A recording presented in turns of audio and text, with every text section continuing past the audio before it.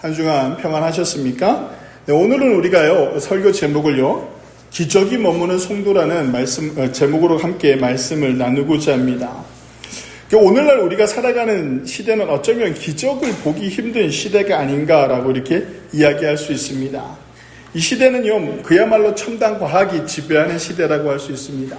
근데 이제는 AI가 등장해서 인간의 전문적인 영역을 대신하고, 과거의 불치병이라고 여겼던 그런 불치병도 이제 고쳐나가는 세상이 되었습니다. 그래서 우리 동네에서도요, 저기 자무골 저쪽 사시는 할머니께서 올해 100세가 되셨다고 합니다.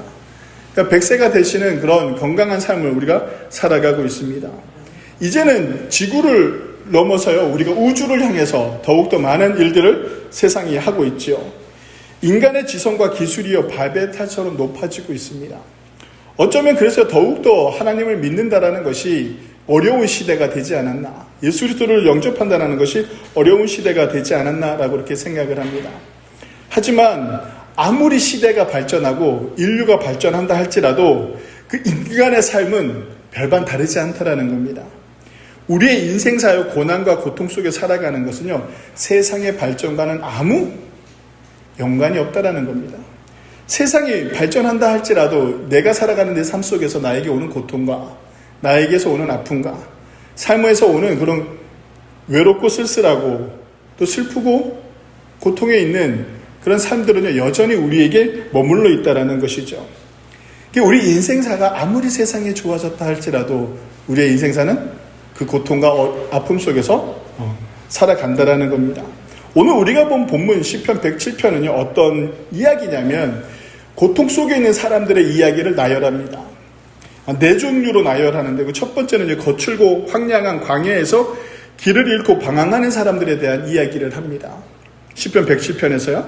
그리고 두 번째는 흑암과 사망의 그늘, 즉 차가운 감옥에 쇠사슬로 묶여있는 듯한 삶을 살아가는 사람들을 이야기합니다. 그리고 세 번째는요, 미련한 죄악으로 인해 죽을 병에 걸려 음식조차 먹지 못하는 사람들을 또 107편에서 이야기합니다.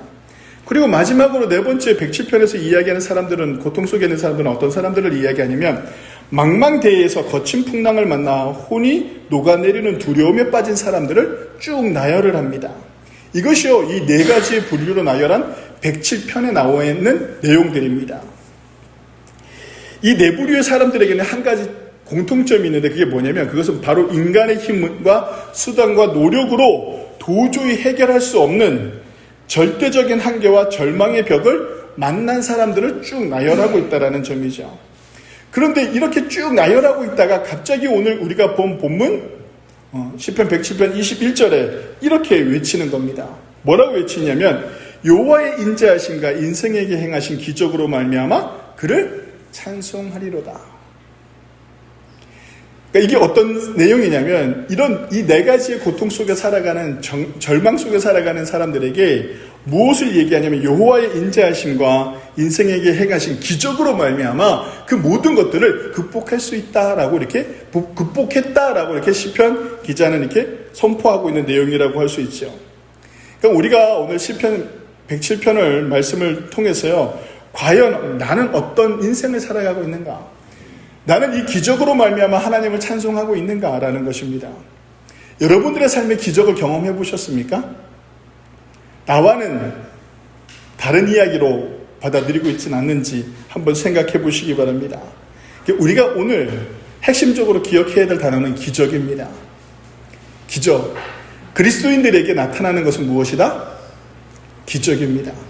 당연히 이루어지는 것이 아니라, 기적은 어떤 상태를 이야기하냐면 이 단어는요, 라틴어로 마러스라는 단어에서 출발을 합니다.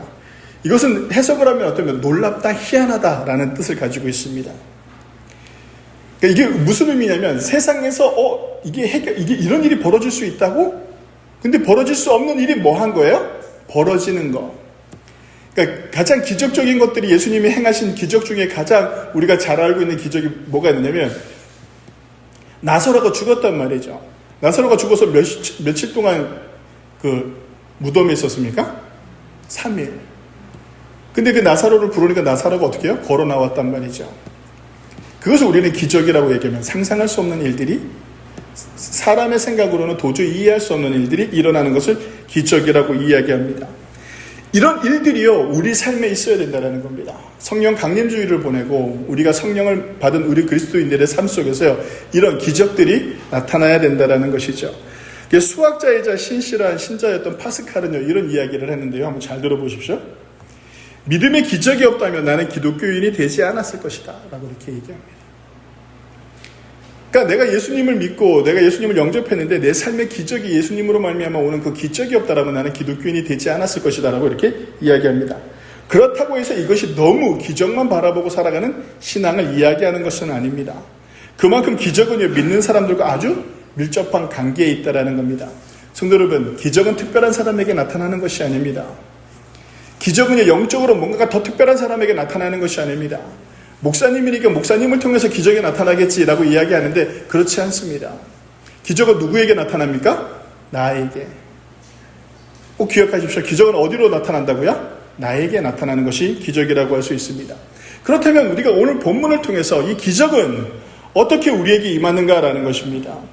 기적이 시작되는 출발점은 기도라고 할 수 있습니다.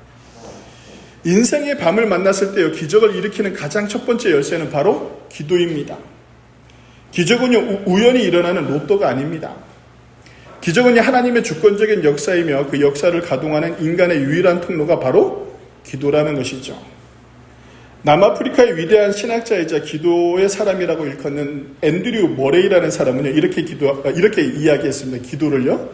기도는 인간의 무능과 하나님의 전능이 연결되는 고리다. 너무 멋진 말 아니나요? 기도는 인간의 무능과 하나님의 전능이 만나는 자리다. 연결되는 고리다라고 이렇게 표현을 합니다. 이게 얼마나 멋진 말입니까? 그리고 얼마나 우리를 땅 머리를 칠 수 있는 그런 놀라운 그런 명제인가라는 것을 제가 이 말씀을 묵상하면서 이 글을 읽으면서 너무나도 놀랐었습니다. 우리의 무능이요 하나님의 전능과 맞닿았을 때 비로소 인간의 한계가 끝나고 하나님의 기적이 시작되는 자리가 된다는 것입니다. 우리는 종종 인생의 위기를 만났을 때 기도를 가장 먼저 수단으로 생각하지 않습니다. 우리가 그럴 것 같잖아요. 막 내가 어렵고 힘들 때 하나님 앞에 막 매달릴 것 같잖아요. 그렇지 않아요. 대부분 사람들은 어떠냐면 내가 해볼 수 있는 거 다 해본다라는 겁니다. 내가 할 수 있는 거 다 해보고 난 다음에 어때요? 마지막에 와서 이제 도저히 할 게 없다 라고 해가지고 하나님 앞에 터덜터덜 힘 빠진 모습으로 나와서 이제 주님밖에 없습니다 라고 기도하는 순간이 온다라는 겁니다. 그러나 성경의 위대한 인물들은 조금 다른 모습을 보입니다. 기도는요 마지막 수단이 아니라 첫 번째 일이었다라는 것이죠. 모세는요 눈앞에 시퍼렇게 큰 강을 홍해를 만나게 되죠. 그리고 뒤에는 애국 군대가 쫓아오고 있습니다. 모세가 한 일은 무엇이었습니까? 자, 애국 군대가 오니까 자 꼭챙이를 들고 칼을 들고 창을 들고 애국 군대와 맞서 싸우자라고 자기가 해결 방법을 제시하잖아요. 그 홍해 앞에서 무릎을 꿇었다라는 것이죠. 그 히스기야 왕이 있었는데 히스기야 왕이 이제 자기가 왕이 되고 난 이후에 얼마 지나지 않아서 어떤 일이 벌어지냐면 아수르 군대가 쳐들어옵니다. 한 18만, 성경에서는 한 18만 5천 명의 군대가 이스라엘을 쳐들어오는 거죠. 이 히스기야가 이런 절대절명의 위기에 또 무슨 소리를 듣게 되냐면 죽을 병에 걸렸다라는 소식을 듣게 됩니다. 그럼 히스기야가 제일 먼저 해야 될 일이 무엇이었을까요? 그가 그 소식을 듣고 난 후에 제일 먼저 한 것이 뭐냐? 벽을 보고 하나님 앞에 한없이 기도했다라는 겁니다. 한나가 자녀가 없어서 사울의 어머니 한나가 자녀가 없어서 그녀가 했던 가장 큰 일은 무엇이었냐면 성전에 가서 기도했다라는 겁니다. 초대교회 성도들은 헤로드 왕 칼날 앞에서 야보고 사도가 죽습니다. 사도들이 죽어나가기 시작합니다. 그 베드로마저 감옥에 갇혀서 절체절명의 핍박 속에서 어떤 방법으로도 자기네들이 해결할 수 없을 때 무엇을 했느냐라면 그들이 제일 먼저 한 것이 모여서 함께 기도했다라는 겁니다. 그 결과가 성경에 너무나도 잘 나와 있는데요. 모세가 기도하고 난 후에 지팡이를 들어서 하나님의 말씀대로 따랐을 때 어떤 일이 일어났습니까? 홍해가 갈라졌습니다. 히스기야가 자기가 죽을 병에 걸렸다라고 하나님 앞에 이제 당장 죽을 수밖에 없는 그 히스기야가 하나님을 향해 기도했을 때 그의 생명이 몇 년 더 연장되었습니까? 15년 더 연장이 되었습니다. 그의 기도를 듣고 난 이후에 하나님께서요, 18만 5천 명이라는 군대가 그가 기도하고 난 이후에 어떤 일이 있어요? 밤사이에 그들이 다 죽었다라는 겁니다.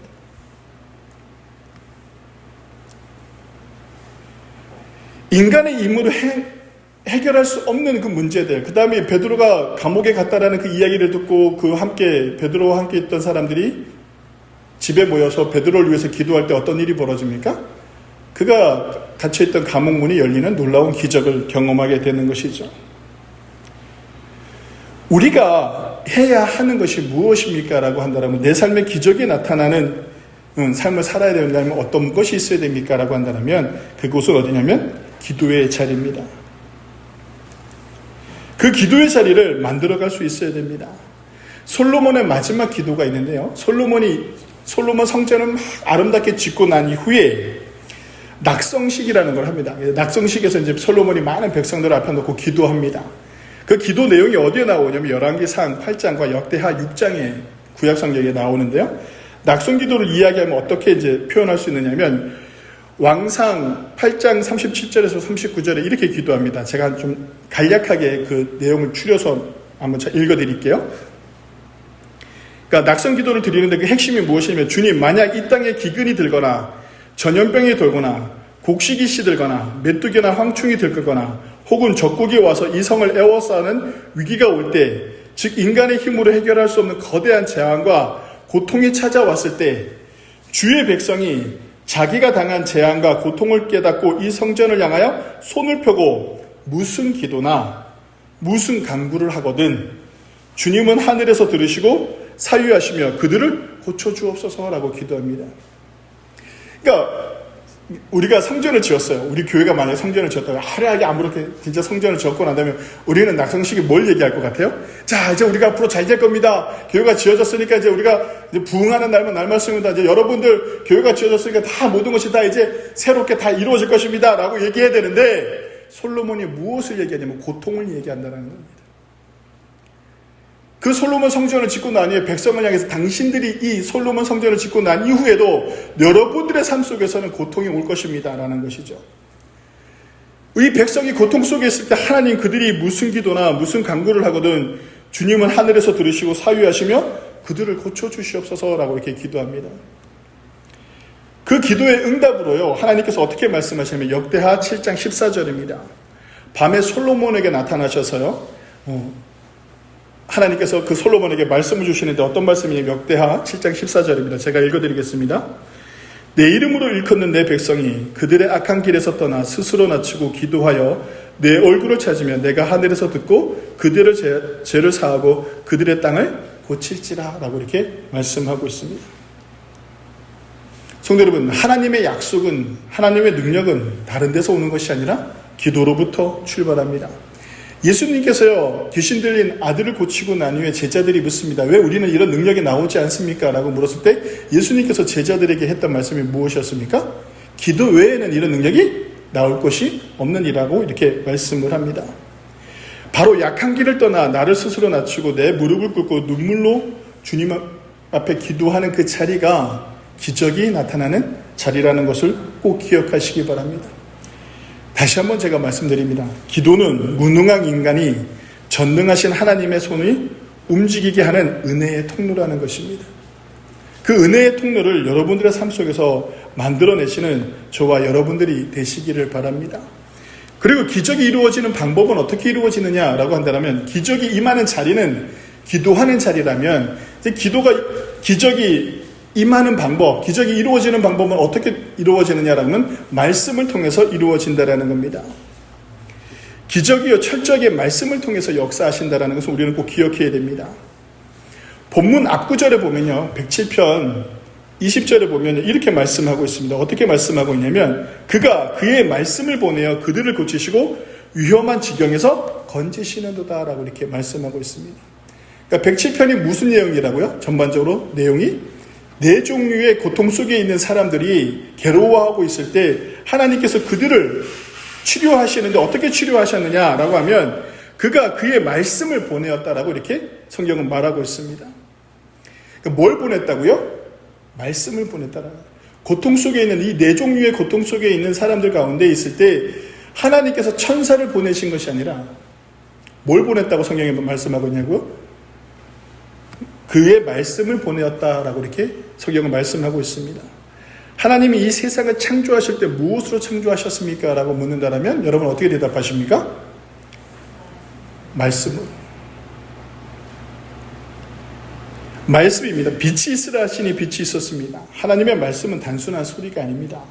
말씀은 그 에너지고 권능이며 실제입니다. 죽어 마른 뼈들이여 가득한 에스겔 골짜기에 하나님의 말씀이 임하자 그곳에 뼈가 서로 다시 붙기 시작하고 생기가 들고 살이 붙는 그런 놀라운 기적이 일어났던 것처럼 우리의 삶에요 가장 핵심이어야 되는 것이 무엇이냐면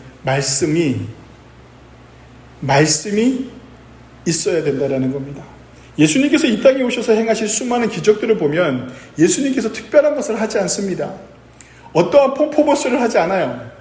막 춤을 추거나 예수님께서 무당들이 하는 것처럼 구슬할 때 막 손을 흔들고 막 이렇게 하지 않는단 말이죠. 나하만 장군이 자기가 뭉뚱병에 걸렸을 때 엘리사를 찾아갔을 때 엘리사가 어떻게 합니까? 그에게 그냥 물에 가서 몸을 담그라고 얘기한단 말이죠. 그랬더니 나하만이 뭐라고 했냐면 화가 나요. 야, 최소한 나같이 큰 장군이 오면 나와서 환대를 하고 그다음에 나를 고치려면 뭐 푸닥거리를 해야 되는데 어떻게 푸닥거리도 하지 않고 나를 보지도 않고 나를 만지지도 않고 어떻게 나를 고치겠다고 하느냐라고 이렇게 이야기한단 말이죠. 하나님의 역사는 화려한 것에 있지 않습니다. 하나님의 역사는 어떻게 되냐면 말씀을 따르는 곳에 그 놀라운 기적이 나타난다는 것이죠. 거친 풍랑을 향해 예수님께서 뭐라고 말씀하시냐면 잠잠하라고 얘기하셨습니다. 그러니까 바다가 즉시 어떻게 됐습니까? 잠잠해졌습니다. 38년 된 병자가 내 자리를 들고 일어나 걸으라 라고 하니까 어떻게 됐습니까? 일어나 걸었습니다. 무덤 속에 썩어가던 나사로를 향해서요. 나사로야 일어나 걸으라 라고 하니까 어떻게 했습니까? 그 죽은 나사로가 일어나 걸었습니다. 기적은요 감정의 산물이 아닙니다. 기적은요 철저하게 말씀의 레일 위에 달리는 기차와 같습니다. 말씀이 바탕이 되지 않는 기적은요 우리는 의심해야 됩니다. 내가 기도하지 않고 내가 말씀을 보지 않는데 내 삶에 기적이 일어났다. 갑자기 나에게 돈이 많이 생겼다. 내 사업이 갑자기 잘 되기 시작한다. 갑자기 내 자식들이 잘 되기 시작한다. 내 삶이 왜 이렇게 잘 풀리지? 할 때는 의심해야 된다는 겁니다. 나는 그렇게 살고 있지 않는데 왜 하나님께서 나에게 그런 기적을 베푸시는 걸까? 그것은 어쩌면 하나님이 주시는 것이 아닐 수도 있다는 것이죠. 내 안에 가득 차 있는 인간의 생각, 세상의 염려, 부정적인 고백들이 가득할 때 말씀이 우리 안에 들어오지 않습니다. 생명 있는 하나님의 말씀을 내 심령 가운데 채워 나가는 것, 그곳에서 기적이 일어납니다. 문제가 생겼을 때 세상 사람들의 말에 귀를 기우는 것이 아니라 눈앞에 놓여있는 문제보다 하나님의 말씀을 더 크게 보시기를 바랍니다. 나를 둘러싼 척박한 환경보다 변치 않는 하나님의 언약, 약속을 믿는 저와 여러분들이 되시기를 바랍니다. 눈앞에 보이는 것은요, 눈앞에 보이는 것 뿐입니다. 세상이 보여주는 것은요, 세상이 보여주는 한계가 있습니다. 하지만 하나님의 말씀을 의지한다면 그것은 무엇이 있느냐면 세상이 감당할 수 없는 놀라운 일들이 우리 삶에 벌어진다는 것이죠. 그래서 이사야서 41장 10절에 이렇게 이야기합니다. 잘 들어보십시오. 이사야서 41장 10절입니다. 두려워하지 말라. 내가 너와 함께 하리라. 놀라지 말라. 나는 내 하나님이 됨이라. 내가 너를 굳세게 하리라. 참으로 너를 도와주리라. 참으로 나의 의로운 손으로 너를 붙들리라. 이 말씀이 여러분들의 삶에 큰 힘이 되기를 원합니다. 내가 붙들고 살아가는 것이 무엇인가 한번 돌아보는 그런 귀한 한 주가 되셔서 내 삶에 하나님이 기적이 임하는 방법은 말씀이 삶의 바탕이 되어야 된다는 것을 꼭 기억하시기 바랍니다. 그럼 기적은 언제 우리에게 찾아오느냐라는 겁니다. 기적이 임하는 자리는 기도하는 자리고 기적이 임하는 방법은 말씀을 통해서 임한다라고 한다면 그러면 이제 기적이 찾아온다. 나에게 찾아오는 때는 언제입니까? 라고 묻는다면 우리가 위기 속에 있을 때입니다. 기적은요, 위기 속에서 은혜로 찾아오는 것입니다. 기적은요, 내가 달라고 해서 주는 것이 아니라 내가 위기 속에서 기도하고 말씀을 볼 때 하나님께서 어떻게 해요? 은혜로 우리에게 기적을 허락하신다라는 겁니다. 우리는 하나님의 기적이란 언제나 평탄대로가 아닌 인생의 깊은 위기 속에서 은혜의 선물로 찾아온다는 것을 꼭 기억하시기 바랍니다. 많은 성도들이 오해합니다. 기적은요, 믿음이 아주 훌륭한 특별한 목사님이나 선교사님이나 부흥사에게 임하는 것인 줄 압니다. 또 기적은 그런 사람들을 통해서 나타나는 줄 압니다. 성자 같은 사람들만 경험하는 특별한 일이라고 생각합니다. 근데 그렇지 않아요. 기적이 임하는 자리는 기적이 임하는 곳은 어떤 곳이냐면 위기에 처한 성도들이라는 겁니다. 평범한 나 같은 사람들, 넘어지기 쉬운 사람들, 일어날 수 있는 힘조차 없는 사람들, 그 사람들에게 기적이 임한다라는 겁니다. 성경은요, 우리에게 이야기합니다. 위대한 기적의 주인공들은 결코 대단한 영웅들이 아니다라는 것이죠. 그들은 하나같이 더 이상 물러설 곳이 없는 극심한 위기 상황에서 직면했던 평범하고 유약한 인간들이었습니다. 성경에 등장하는 수많은 기적의 공통점이 모두 극한 위기에 처해 있었다라는 겁니다. 그렇다고 해서 그들의 믿음이 대단히 좋았느냐라고 하면 그렇지도 않았습니다. 그 신약 성경에 보면 가장 먼저 우리가 기억해야 될 그 기적의 주인공이 한 명인데 그게 누구냐면 12년 동안 혈루병을 앓았던 여인입니다. 이 여인의 삶을 이렇게 돌아보면 이 여인은 혈루병을 앓고 있어가지고 어떤 상태였느냐면 12년 동안 몸에 피가 멈추지 않았습니다. 고통 속에 살았고 뼈가 마르고 살이 말라서 사람이 볼품이 없을 정도로 죽어가고 있던 상태였습니다. 이 사람에게 세 가지 위기가 오는데 그것이 뭐냐면 첫 번째가 육체적인 위기입니다. 질병으로 나한테 오는 내 삶의 육체적인 위기가 오죠. 두 번째는 경제적인 위기가 왔습니다. 성경에 보면 집에 돌아가셔서 혈루병 앓은 여인의 이야기를 읽다 보면 어떤 장면이 나오냐면 이 여인이 자기 병을 고치고 싶어서 의사를 찾아가고 점쟁이를 찾아갑니다. 수많은 돈을 들여서 많은 사람들을 만나는데 자기를 고쳐줄 수 있는 사람들을 만나는데 어떻게 됐다라고 하냐면 자기 재산을 다 탕진했다라고 이렇게 표현을 합니다. 이제 이 여자가 그렇게 사람들을 찾아가서 고침받고 싶었는데 고쳐지지 않았어요. 재산을 탕진하는 경제적인 위기가 왔는데 이제 그 더한 위기가 오는데 그게 뭐냐면 사회적이고 영적인 고립 상태에 들어갔다는 겁니다. 왜냐하면 율법에 따르면 혈류증, 특히 피가 흐르는 병을 가지고 있는 사람들은 부정한 사람들이라고 봤습니다. 그래서 그 부정한 사람이 만지는 건 다 부정한 게 되는 겁니다. 그 구약시대 때요. 그러니까 이 부정한 여인이 혈류병을 앓는 이 부정한 여인이 병을 고치지 못하고 이제 돈을 다 당신이 냈어요. 아무것도 없어요. 근데 이 여인이 가면서 내가 주변에 있는 누구를 탁 건드렸어. 지나가 있는 아이를 건드렸어. 그러면 그 여인이 건드렸다는 이유 하나만으로 그 아이가 어떻게 되는 거예요? 부정한 아이가 된다는 거예요. 물건도 마찬가지입니다. 모든 사람들이 그 여인을 어떻게 부정한 여인으로 봤다는 겁니다. 그러니까 사회에서 고립되어졌죠. 부모와 친구들로부터 격리되어 철저한 고독 속에서 외로움 속에서 살아가는 인생을 살아야 되었던 여인이 누구다? 혈루병 앓았던 여인입니다.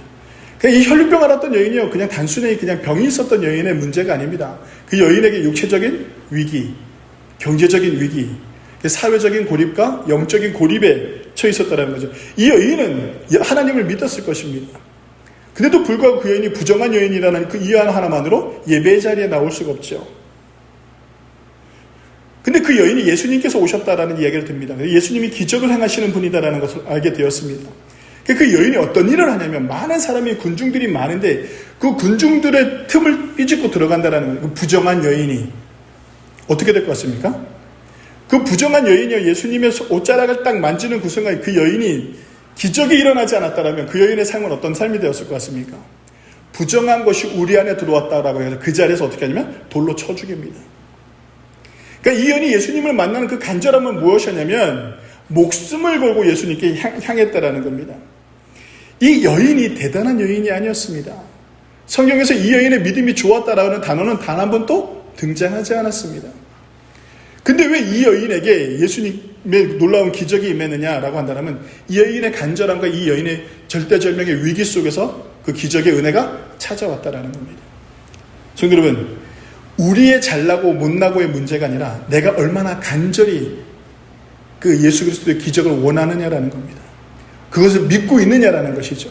성도 여러분, 여러분들은 이 혈류병 앓는 여인처럼 그런 간절함이 있습니까?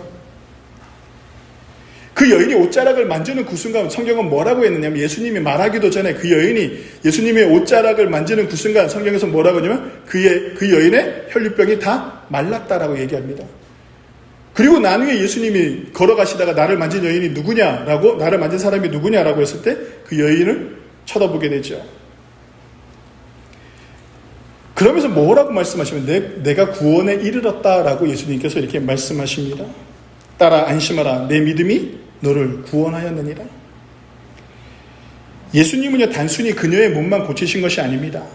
사회적으로 격리되었던 그 삶, 그녀를 향해 공격적인 그 언행과 공격적인 그 사회 질타, 공포 속에서 그녀를 어떻게 하신 겁니까? 구원해내셨다라는 겁니다. 사회에 고립되어 있던 그녀를요, 세상 밖으로 다시, 세상 안으로 다시 회복시켰다라는 것입니다.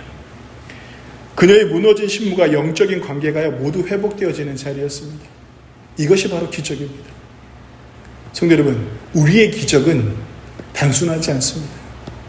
모든 것을 회복시키는 하나님의 능력이 우리의 삶에 임하는 자리가 된다는 것을 꼭 기억하시길 바랍니다. 여러분이 겪고 있는 그 위기의 자리가 바로 하나님의 기적이 시작되는 은혜의 자리라는 것을 꼭 기억하시기 바랍니다. 지금 너무나도 고통 속에 있습니까? 혹 너무나도 일이 잘 풀리지 않고 있습니까? 너무나도 답답한 인생을 살아가고 있습니까? 자녀를 위해서 나는 어떤 기도를 하고 있습니까? 지금 자녀가요, 극한 상황에 있다면 그 자녀를 위해서 기도하시기 바랍니다. 한번 해보시기 바랍니다. 내 삶이 너무 고통스럽고 내 삶에 풀리는 것이 없다면 정말 한번 기도해 보시기 바랍니다. 그 말씀에 의지해 보시기 바랍니다.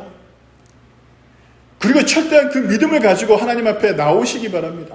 그렇다면 그곳에요, 기적이 임하실 것입니다. 그래서 오늘 본문요, 21절 말씀을 우리 다시 한번 함께 읽어보도록 하겠습니다. 21절 말씀입니다. 우리 다 같이 한번 읽어봅시다. 시작. 여호와의 인자하신가 인생에게 행하신 기적으로 말미암아 그를 찬송할지로다. 아멘. 성도 여러분, 우리가 하나님을 찬양하는 것입니다. 우리가 하나님을 찬양하는 것입니다. 이 이야기가 무엇이냐면, 찬양은 나를 위로하는 것이 아니에요. 근데 지금 우리 시대를 살아가는 우리는 어떻습니까? 찬양이요, 나를 위로하는 도구가 되었다라는 겁니다. 그렇지 않아요. 찬양은 나의 감정적인 위로를 주기 위한 그런 도구가 아니라는 것이죠. 찬양은 내가 기적을 경험한 내가 하나님을 높여드리는 것이죠. 여러분들의 삶에 찬양이 넘쳐나기를 원합니다 라고 이야기하는 것은 여러분들이 찬양을 많이 불러서 위로받기를 원합니다 라는 것이 아니라, 여러분들의 삶에 찬양이 넘쳐나기를 원합니다 라고 이야기하는 것은 무엇이냐면, 여러분들의 삶의 기적이 하나님의 그 놀라운 은혜를 한껏 경험하시고 그 경험한 하나님을 높여드리는 그 찬양의 음성이 넘쳐나는 자리를 이야기하는 것입니다. 성도 여러분, 오늘 우리가 잊지 말아야 될 것은, 믿는 우리에게 꼭 무엇이 나타난다? 기적이 나타난다라는 것입니다. 아멘들 안 하시는 거 보시니 아직 그래도 잘 모르겠습니다. 여기 정말 나타날까요? 하는 이 의심부터 버려야 합니다. 정말 내 자식이 변화될 수 있을까요? 내 삶이 변화될 수 있을까요? 이 환경이 좀 변화가 될 수 있을까요? 변화될 수 있습니다. 어떤 사람들에게? 기도와 말씀, 그 하나님을 향한 그 간절함으로 살아가는 사람들에게, 그 내 삶이 위기에 처했다고 믿는 그 사람들, 그걸 깨닫는 사람들에게 하나님께서 분명히 찾아오십니다. 그 기적을 경험하는 저와 여러분들이 되시기를 바랍니다. 기적은 훌륭한 사람들, 대단한 사람들, 목회자, 이런 사람들한테 오는 것이 아니라 가장 약하고 가장 부족하고 가장 힘없는 나에게 임하는 것이다라는 것을 꼭 기억하시는 귀한 한 주간이 되시기를 바랍니다. 다 함께 기도하시겠습니다.